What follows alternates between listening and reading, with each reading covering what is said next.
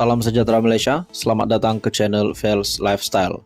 Tuan-tuan dan puan, setelah kita dikejutkan dengan Menteri Besar Kedah, nama Sanusi yang menjadi viral di media sosial berkaitan dengan ucapan yang memperlekehkan Sultan Selangor. Pada akhirnya banyak laporan polis yang dibuat. Nah, saudara-saudara, akhirnya Sanusi, Menteri Besar Kedah membuat kenyataan dalam satu artikel biharian.com yang bertajuk Sanusi mohon ampun kepada Sultan Selangor.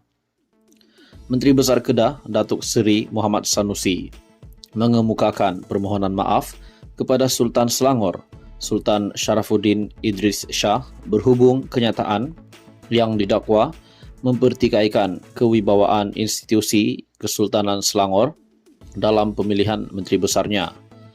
Muhammad Sanusi yang juga pengarah pilihan raya Perikatan Nasional berkata, beliau mengutuskan warkah kepada Sultan Selangor untuk menjelaskan maksud sebenar ucapannya dalam satu ceramah. Beliau mendakwa ucapannya diputar belit Pakatan Harapan dan Barisan Nasional. Saya sudah mengutuskan warkah ke hadapan Duli Yang Maha Mulia, Tuanku Sultan Selangor, untuk menjelaskan konteks, maksud sebenar dan medan yang tercangkup daripada ucapan yang sengaja diputar belit itu.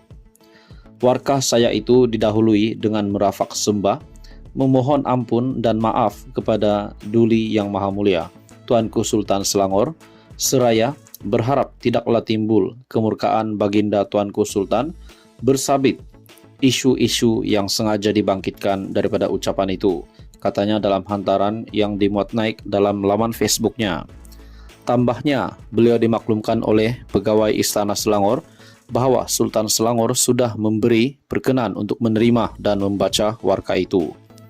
Bagaimanapun warkah berkenaan tidak elok molek untuk dimuat naik bagi memelihara kemuliaan Sultan Selangor dan menjaga adat dan adab keberurusan dengan istana, katanya.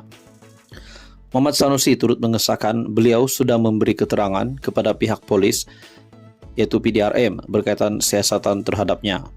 Berkaitan itu juga, saya sudah memberi keterangan kepada pegawai penyiasat PDRM dari Bukit Aman pada jam 2 pagi semalam untuk melengkapkan siasatan ke atas laporan-laporan yang dibuat oleh Angkatan Muda Keadilan, Parti Keadilan Rakyat dan lain-lain.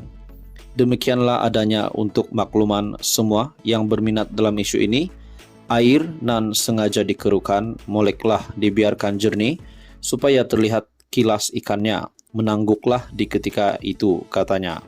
Dalam ucapannya yang tular, pemimpin PAS itu dikatakan menyentuh mengenai perkenan Sultan Selangor berkaitan pelantikan Menteri Besar Selangor. Susulan itu, pelbagai pihak membuat laporan polis termasuk yang menyifatkan menghina institusi beraja di Selangor.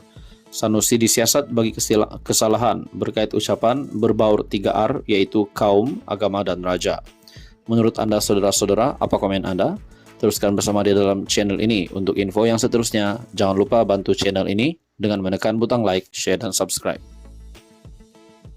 Salam sejahtera Malaysia, selamat datang ke channel Fels Lifestyle. Info padu, info hangat disediakan di dalam channel ini. Dalam sebuah artikel berita daripada sinarharian.com, Sanusi pemimpin hebat, sebab itu ramai yang serang. Kenyataan daripada Hamzah Zainuddin. Kritikan dan kecaman politik bertali arus diterima Datuk Seri Muhammad Sanusi, menunjukkan beliau seorang pemimpin hebat, kata Setiausaha Agung PN Datuk Seri Hamzah Zainuddin. Beliau berkata, Menteri Besar Kedah itu telah membawa banyak pencapaian dan pembangunan membanggakan di negeri Jelapang Padi itu hingga sukar ditangkis parti lawan. Mereka merasakan Kedah ini sebuah negeri yang mereka kena tunjuk kuat. Mereka tidak mahu menerima satu keputusan yang menyedihkan kepada penyokong-penyokong mereka. Pada saya yang berhormat Sanusi, ini seorang yang baik, tetapi dalam ceramah-ceramah tertentu, mereka serang dia secukup-cukupnya kerana mereka tidak mahu melihat kejayaan Sanusi yang begitu menggalakkan, katanya. Beliau berkata demikian ketika ditemui pemberita dalam majlis makan malam bersama ahli Parlimen Larut di Dewan Permai Majlis Daerah selama dekat sini pada Jumaat. Hamzah bagaimanapun mengakui budaya taktik menyerang pemimpin tertinggi di peringkat negeri menjelang PRN adalah perkara biasa yang dilakukan semua peringkat parti. Seperti di Selangor, katanya, PN turut mengkritik pimpinan Menteri Besar Datuk Seri Amiruddin Syari. Tak salah kerana ini kempen. Mereka etik pemimpin tertinggi kita. Di peringkat negeri, kita juga etik pemimpin mereka di peringkat negeri, katanya.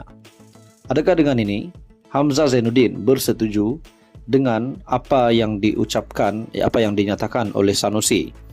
Setelah apa yang dalam ucapan Sanusi itu membawa pada di mana beliau akhirnya disiasat oleh PDRM, disebabkan itu berkaitan dengan satu perkara yang amat serius, yaitu nama Sultan Selangor dan juga isu 3R. Adakah dengan ini Hamzah Zainuddin pun bersetuju dengan kenyataan Sanusi di mana telah didakwa memperlekehkan Sultan Selangor? Semua ini menjadi persoalan. Menurut Anda, apa komen Anda? Teruskan bersama di dalam channel ini untuk info yang seterusnya. Jangan lupa tekan butang like, share, dan subscribe. Salam sejahtera Malaysia. Selamat datang ke channel Fels Lifestyle. Info padu, info hangat disediakan di dalam channel ini. Tuan-tuan dan puan-puan yang dihormati sekalian, dalam sebuah artikel daripada Astro Awani, Dewan Rakyat terima pemakluman kekosongan kerusi Parlimen Kuala Terengganu. Dewan Rakyat memaklumkan menerima surat daripada pengerusi Suruhanjaya Pilihan Raya Malaysia SPR berhubung kekosongan luar jangka kerusi Parlimen P036 Kuala Terengganu. Yang Dipertua Dewan Rakyat Tan Sri Johari Abdul berkata, kekosongan itu berikutan penyandangnya Datuk Ahmad Amzad Hashim tidak mengemukakan rayuan yang berakhir pada 11 Julai lalu kepada keputusan Mahkamah untuk membatalkan kemenangan calon PAS itu pada pilihan raya umum ke-15 yang lalu. Sehubungan itu, pihak SPR akan mengadakan satu pilihan raya bagi mengisi kekosongan tersebut dalam tempoh 60 hari dari tarik kekosongan berkenaan, katanya dalam kenyataan yang dikongsi di Twitter pada Jumaat.